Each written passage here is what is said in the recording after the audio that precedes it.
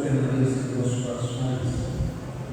Nós queremos apenas enfatizar o aviso da sociedade masculina, uma vez que nós não estaremos trazendo uma mensagem, apesar de que nós vamos trabalhar com a palavra de Deus, mas será uma palestra sobre 5 aspectos que nos levam à motivação.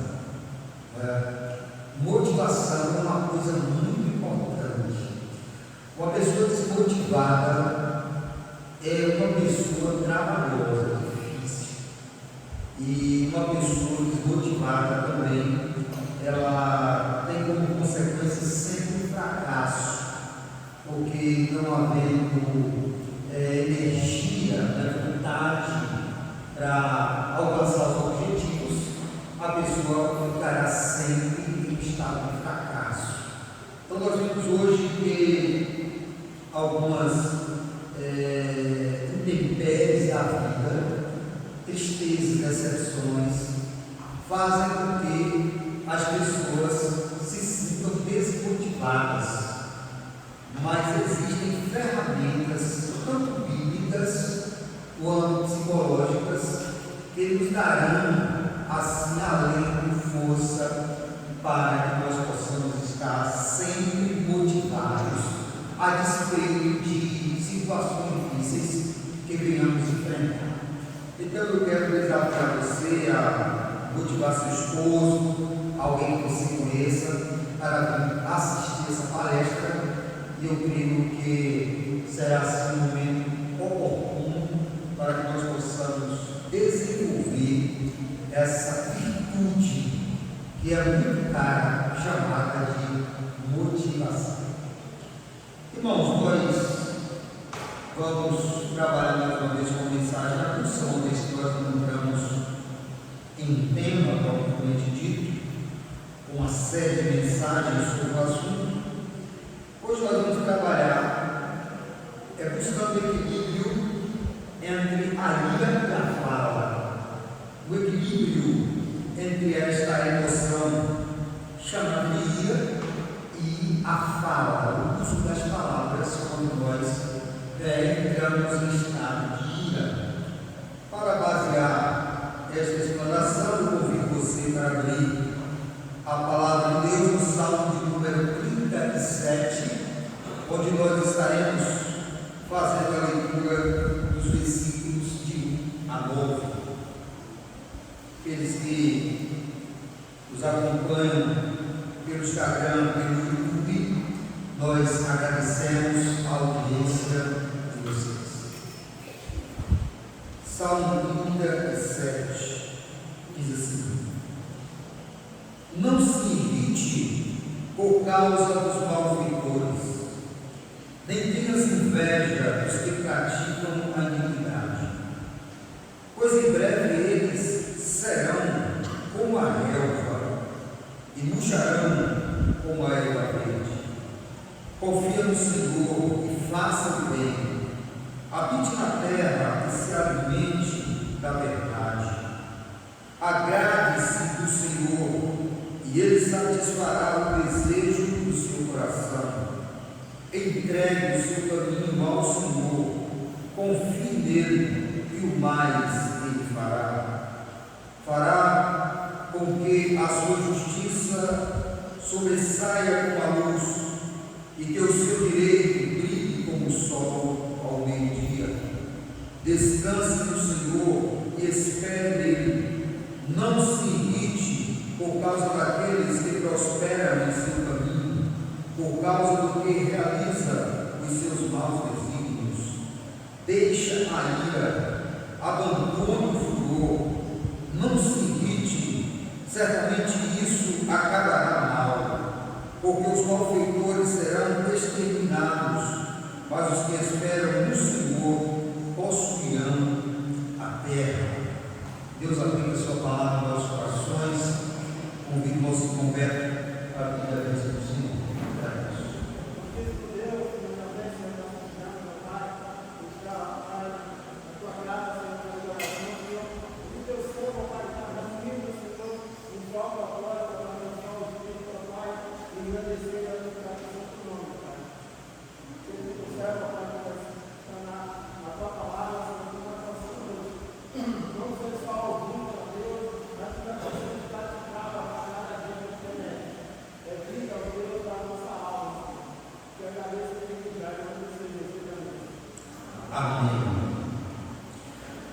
queremos, logo de início, dar algumas explicações sobre essas duas palavras, tanto o falar quanto o irá-se, e dizer que a gente precisa compreender bem essa questão de que a palavra tem ou não tem poder. Na verdade, em certas circunstâncias, a palavra não tem poder nenhum, mas em outras circunstâncias, o livro de Provérbios diz que a palavra tem poder para rebaixar e para elevar. Mas se eu disser a você que amanhã eu te darei um cheque de 100 mil reais, pode ter certeza que essa palavra não vai ter valor. Primeiro, que eu não tenho esse dinheiro. E segundo, que se tivesse, talvez eu não me daria, porque precisaria suprir as minhas necessidades. Então, neste sentido, muitas palavras não têm realmente poder, mas em outro sentido, sim, tem poder. Quando você fala buscando elevar uma pessoa, principalmente uma criança, porque a criança ela está em fase de ser trabalhada para adquirir a sua personalidade. Digamos uma mãe que um filho tira uma nota abaixo de 8, e ele chega em casa e diz para ela: mãe, eu tirei 6, eu passei até arrastado e tal. E a mãe fala assim com ele: meu filho, para mim não foi surpresa nenhuma. Eu sei que você não passa de um boneco, de um burro. Não tenha dúvida do poder dessas palavras. Você não pode imaginar o impacto que tem a palavra de uma mãe na vida de um filho. Então, nesse sentido, a palavra tem poder. Assim como a palavra motivadora, o aspecto motivacional da vida, e você sempre está colocando as pessoas para cima, mesmo que a pessoa tenha alguma dificuldade. Imagine só, você lida com uma pessoa que tem alguma deficiência mental, não é doido, não é colante, nada disso, ele apenas é um pouquinho retardado, ele não pega assim rápido como você pega, e você manda ele fazer uma coisa, você percebe que a forma como ele está fazendo não está como deveria ser feito, mas você olha para ele e você vê que ele está com todo o desejo de realizar aquela tarefa de uma forma assertiva. Aí você diz: parabéns, todo mundo, eu gostei demais, você tem realmente futuro, continue tentando, você vai dar certo. Essa palavra tem um poder comigo. A palavra tem poder em determinadas circunstâncias e outras não. Então, radicalizar nesse sentido é falta de entendimento, porque existe até uma corrente evangélica que prega que a palavra tem poder nenhum, e já outros pregam que a palavra tem poder, que você pode falar o que for. Então fala que amanhã eu vou ganhar uma viagem para os Estados Unidos para ver se vai dar certo. Então, em algumas circunstâncias sim, em outras circunstâncias não. Aqui no texto nós vemos o salmista escrevendo como se fosse o próprio Deus orientando a ele e as pessoas que se comprometem com o Senhor aqui neste mundo, que ele não deveria levar avante o processo da irritabilidade doentia, ou seja, a ira. Mas acontece é que em muitos textos da Bíblia nós encontramos que Deus se ira e que nós não erramos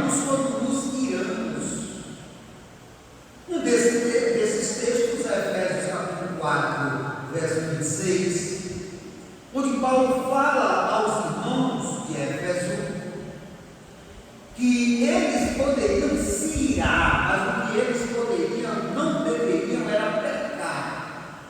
E não deixar que o sol viesse a se pôr sobre a sua vida. Irai-vos, mas não pequeis. Então essa palavra está dando imperativo. Irai, você pode se irar, mas o que você não pode é pecar. Então, neste salmo, nós encontramos um dos textos mais terapêuticos, mais curativos, no ensinamento do autocontrole dentro da palavra de Deus. É um salmo maravilhoso. Precisamos ter equilíbrio entre o que nós falamos e a emoção que nós envergamos ao falar. Não é indigno, não é injusto você ficar irado, porque nós precisamos nos irar, nos indignar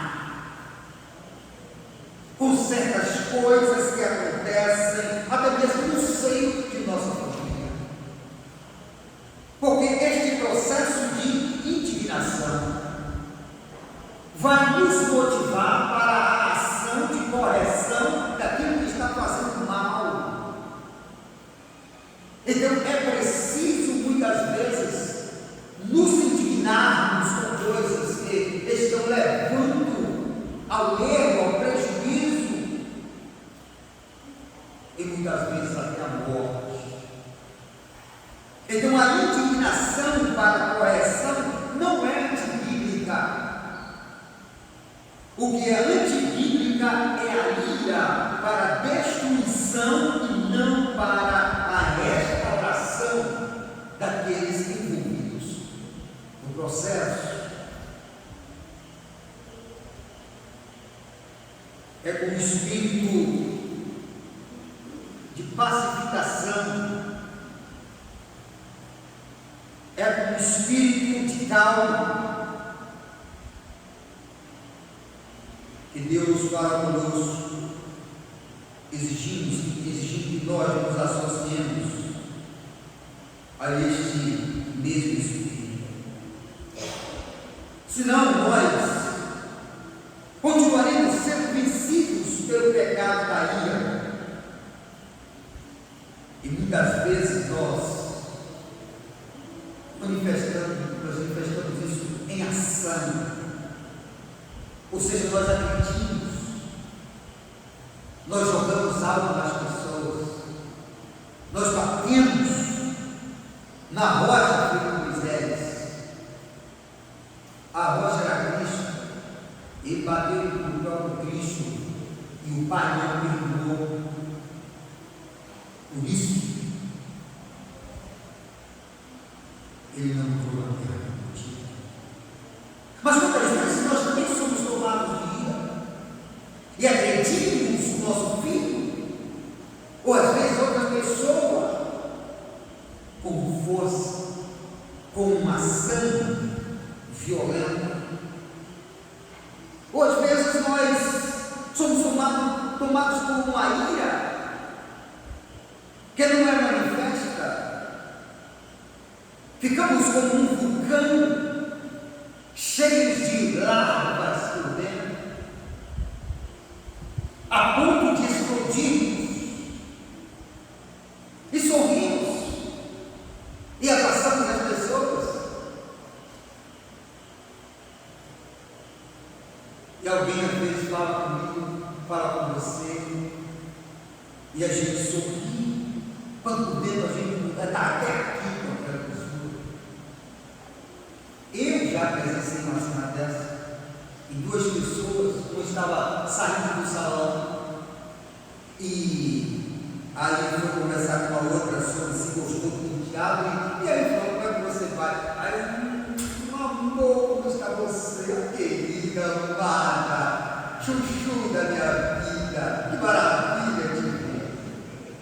Aí, abraço, beijos, depois que a outra saiu, a que mais elogiou, falou assim: que cabelo horrível, toda uma naja naquela naja, aquela cobra, aquela serpente. É o que estava armado no cabelo, é toda uma naja, está se achando.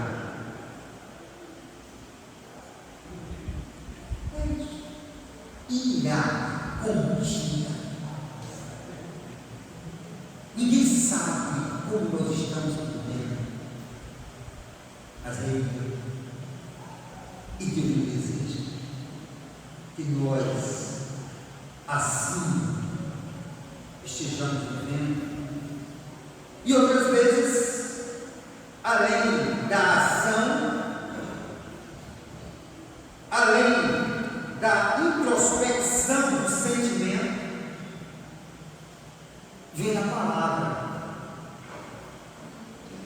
As palavras terríveis,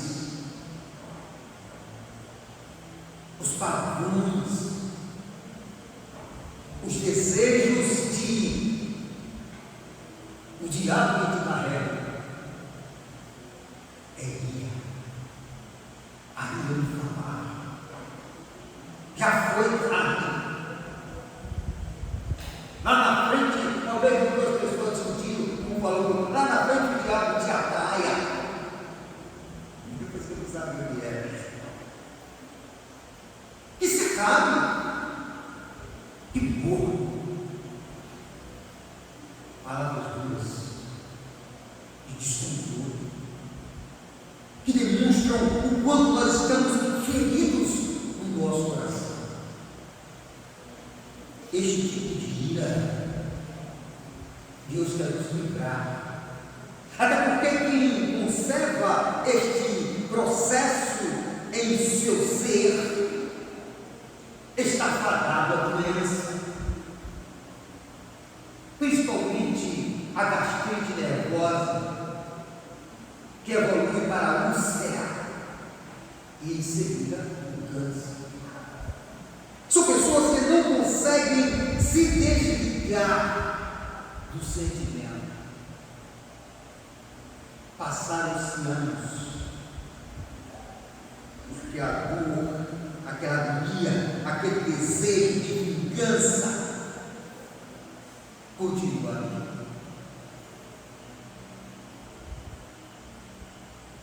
Ainda conceituando ira, como nós já explicamos na introdução, em si mesma, a ira não é pecado. O pecado ocorre enquanto a ira não é controlada. A ira cabe nos mesmos processos espirituais da tentação e do pecado. Tiago diz, em 1:13 a 15, que ninguém sendo tentado diga de Deus sou tentado. Porque Deus a ninguém tenta. Nós podemos passar pelo processo de tentação, sim. Podemos sentir o fogo da tentação, o imã da tentação, sim. Mas nós não podemos exceder. O pecado imaginado não entra na concepção de uma afronta contra Deus, mas o pecado, depois de consumado, ele está dentro do que é condenado pela palavra de Deus. Assim é a ira. Nós vivemos em um mundo em que somos levados a contrariedades a todos os momentos. Às vezes você tem um dia difícil onde nada dá certo. E aí quando você está dentro de casa descansando, alguém dá uma pedrada lá que quebrou a televisão. É preciso muita força e muita comunhão com Deus para não dizer, filho do capeta, o que tu não tinha o que fazer, queridos? Na hora do meu programa preferido, tu manda essa pedra de lá, por que tu não foi jogar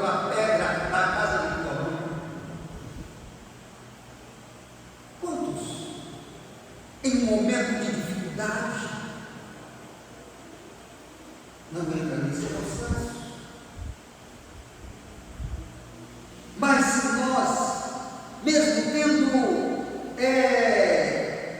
todas as motivações emocionais para fazer, e nós dizemos: Senhor, eu não vou fazer porque eu tenho medo de Ti, eu não vou entrar em confronto contra Ti. Então você vai trabalhar seu lado espiritual e emocional para orar a Deus, para não agir, para não ser igual ao mundo.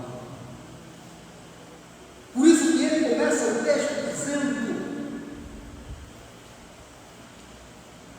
versículo 1: não te irrites por causa dos malfeitores, aqueles que te fazem mal.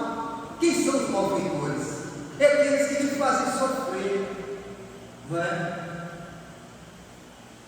Eu estava conversando com a irmã, falou assim: pastor, eu não tenho marido, não, eu tenho uma mala sem alça dentro de casa. O homem é o dia todo me perguntando. É um mala, eu olho ele não chegar, quando ele chega, acabou mesmo. Te casa mal. É aquele amigo que, quando você chega no trabalho, você olha para ele, você já sente que ele não está com boa intenção com você.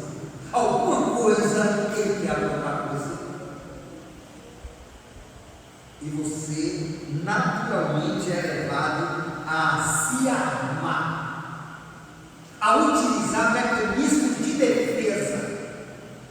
E tem gente que diz assim: é por isso que eu ataco, porque eu já sei, antes dele vir, eu fui ele, que é o meu caminho. Possa ser que a pessoa não tenha essa intenção. Então, a ira não pode ser realmente levada a cabo de uma forma insana, de uma forma como se nós não tivéssemos a palavra de Deus para nos instruir. Não te irrites por causa dos malfeitores. O sentimento não é o problema, mas sim o nosso descontrole perante o problema. E muitas vezes Deus nos prova dessa forma. Já aconteceu comigo e já aconteceu com você. Deus não te livrou do problema, Deus te livrou do problema. Foi o que aconteceu com Daniel, Mesaque, Sadraque e Abednego. Deus não livrou eles do castigo de Nabucodonosor. Deus não livrou. Não livrou do problema, mas livrou do problema. Então, muitas vezes, Deus nos leva a enfrentar determinadas situações que ensejam, motivam o sentimento, a emoção de ira, para provar até quando nós confiamos nele. E a voz do Senhor continua dizendo a Deus: não te irrites, não entre em contenda com aqueles que buscam teu mal. O versículo 12 nos diz: os ímpios fazem planos contra os justos, e contra eles rangem os dedos. Os ímpios fazem isso contra mim, contra você. Mas voltemos ao versículo 1. Ele diz: não te irrites, não tem processo de ira. Busque o controle do Senhor. Tem algo bom. Em segundo lugar, Deus estava preocupado com as consequências da ira no nosso falar. Ele estava preocupado com essas consequências. O versículo 8 diz: deixa a ira, abandona o furor, não te irrites certamente isso acabará mal. Todas as vezes que nós agimos impetuosamente, acaba. Eu não sei se isso está acontecendo.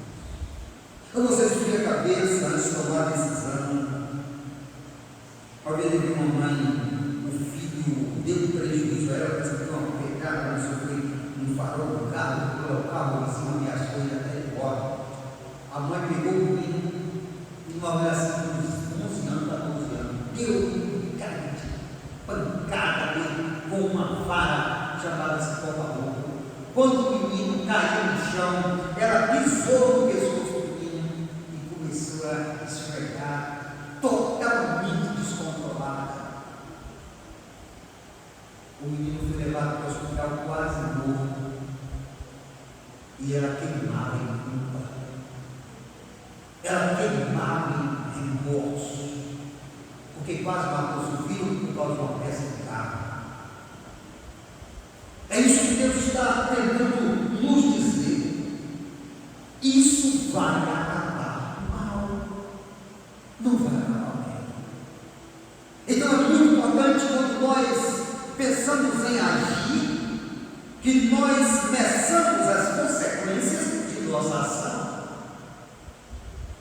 Mesmo em área, você pode orar a Deus e pedir sabedoria, entendimento, para não cair nas consequências deste mal terrível chamado vida.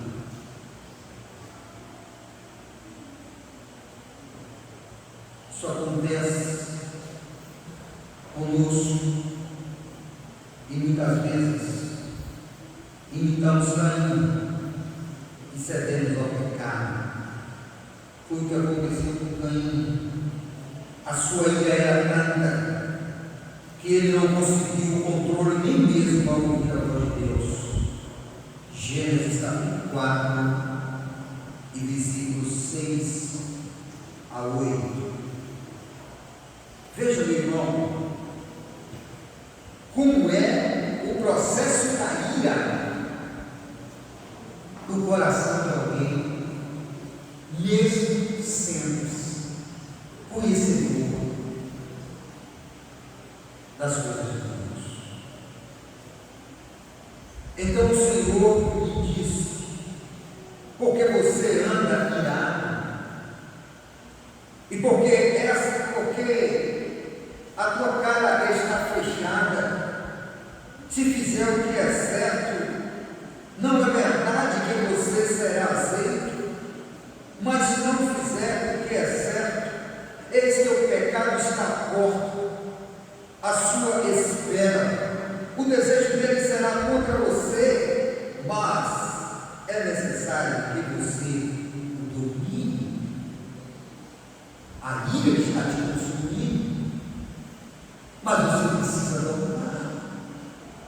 O inimigo está falando no teu ouvido, mas você não deve dar ouvidos a ele. O versículo 8 diz: Caim disse a Abel, seu irmão: vamos ao campo. Estando eles no campo, Caim se levantou contra Abel, o seu irmão, e o matou. Uma ira incontrolável, que não se submeteu nem mesmo à voz de Deus. A ira, muitas vezes, quando sufocada, ela corrói por dentro, ela se transforma em uma raiz de amargura, que vai aos poucos destruindo nossas emoções. E isso vai contagiando. Isso vai espalhando pelo ambiente. E é um fator compreensivo do comportamento humano, de que a maneira como eu e você se comporta vai aos poucos tocando na forma como o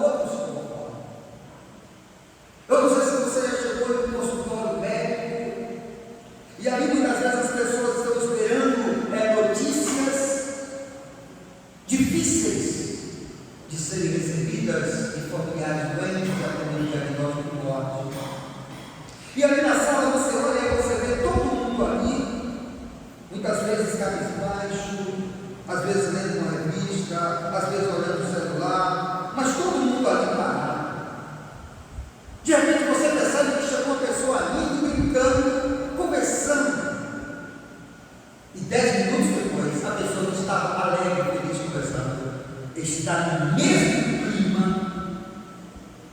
do restante das pessoas que estavam no nosso corpo. Porque a amargura, ela é contagiosa.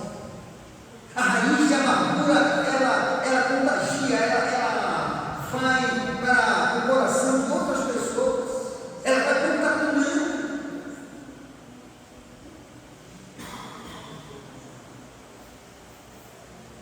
A amargura retira, a ira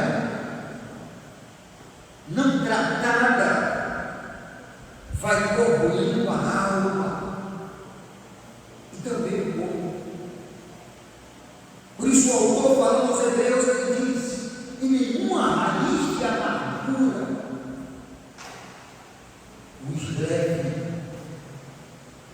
a ser contagiados, a serem também infectados por este mau humor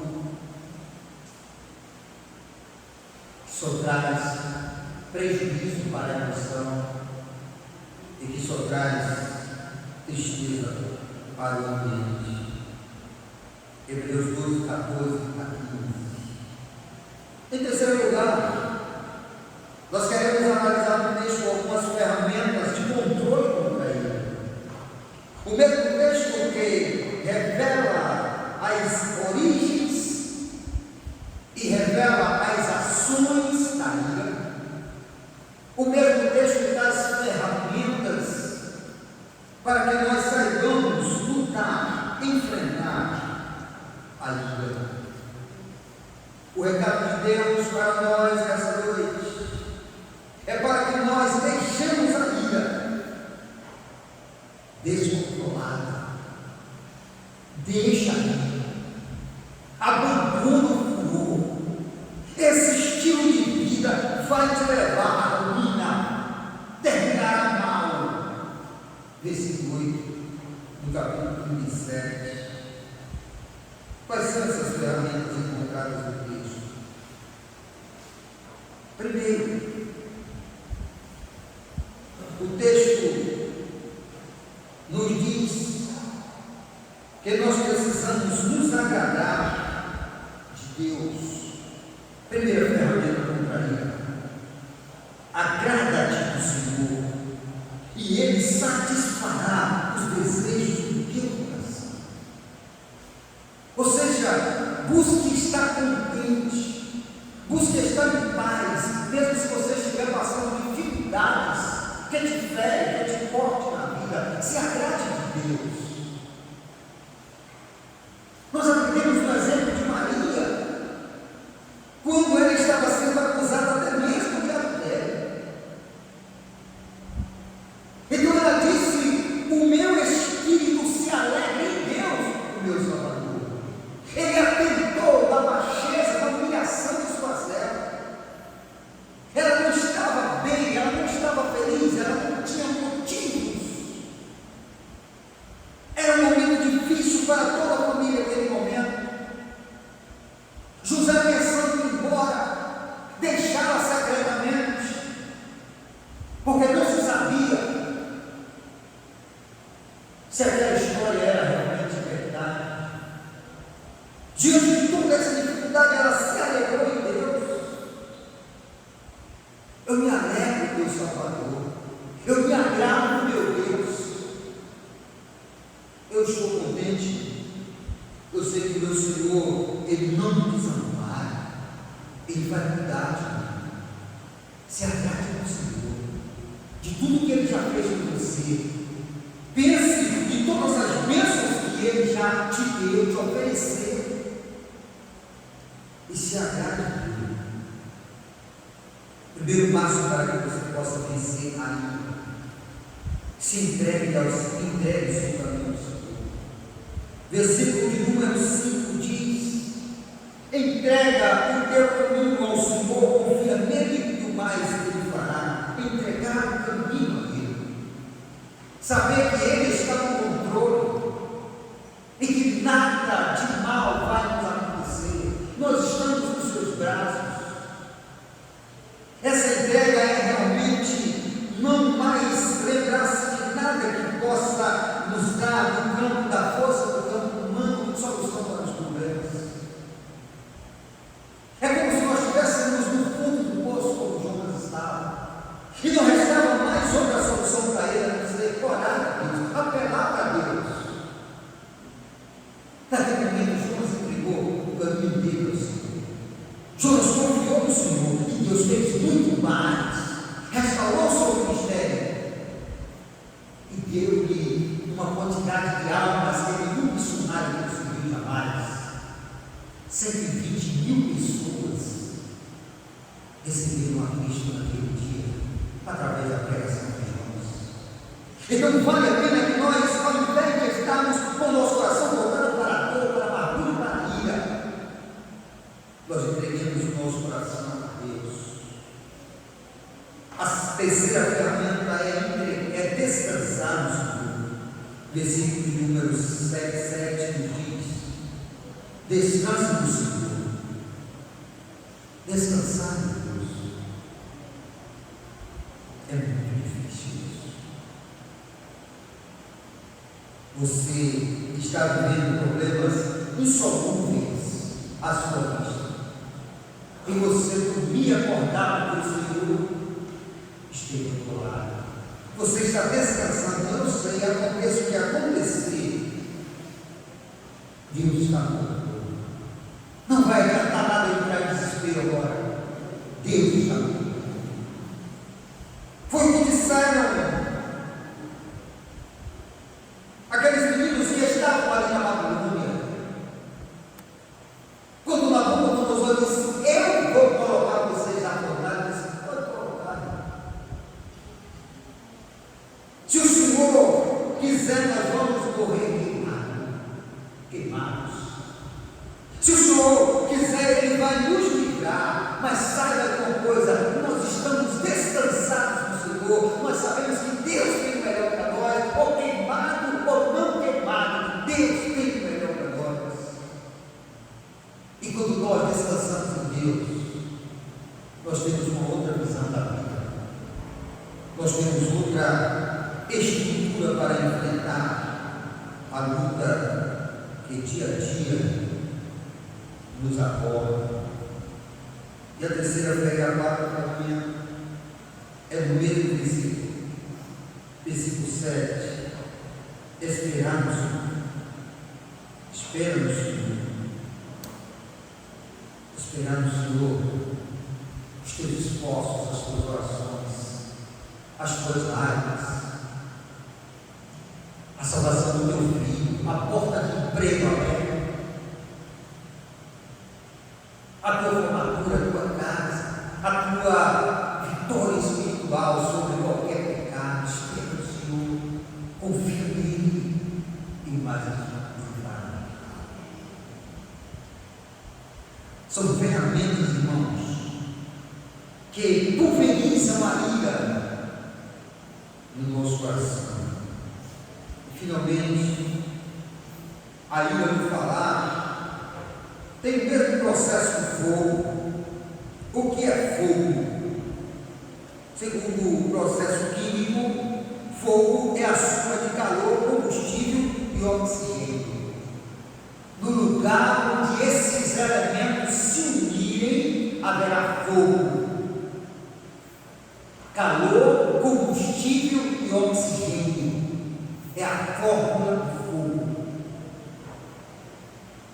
Mas nós também temos uma fórmula de Deus para vencer a ira.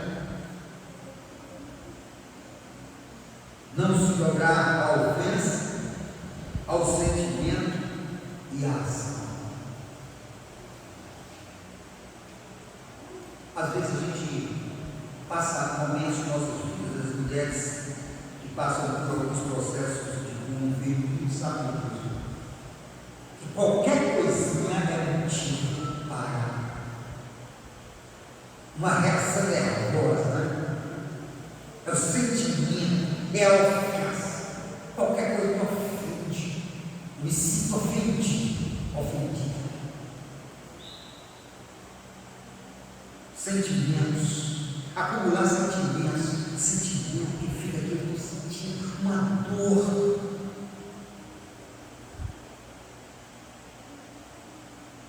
ou a ação, vou fazer, vou vingar. Se você separar ofensa de sentimento e ação, não vai haver aí, não vai haver o pecado contra Deus. Porque se você vence essas três coisas, então a ira não vai ter nenhuma condição de se formar dentro do teu emocional. Porque você está vacinado contra a ofensa. Pode falar, não quer dizer nada. Não vai haver. Você está vacinado contra o sentimento, então eu sou sentimental. Então se alguém não me dá a minha chuteira, você vai ter 30 anos, a minha chuteira é rico. Ah, meu Deus.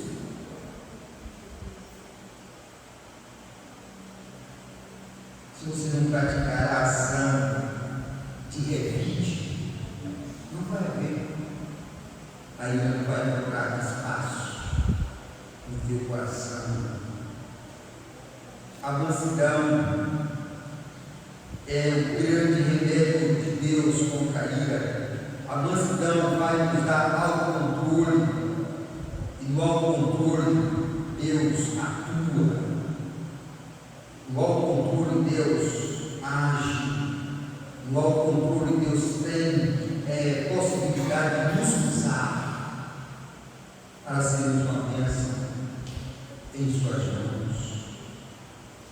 Finalmente, os versos 10 a 11, Deus nos pede para confiar nele e não agirmos emocional ou espiritualmente como os ímpios agem. Finalizando a mensagem desta noite, Salmo 37, 10 a 12, diz assim: mas um pouco de tempo e já não existirão os ímpios. Você procurará no lugar onde eles estavam e não os encontrará. Mas os mansos herdarão a terra e terão alegria na abundância de paz. Os ímpios fazem planos contra os justos e contra eles rangem os dentes.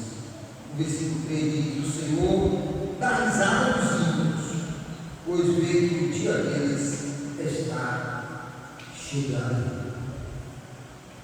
Não podemos agir como eles. Somos filhos de Deus, temos o Espírito de Deus, que Deus nos ajude a controlar a ira, que Deus nos ajude a falar no autocontrole, que Ele nos abençoe. Convidamos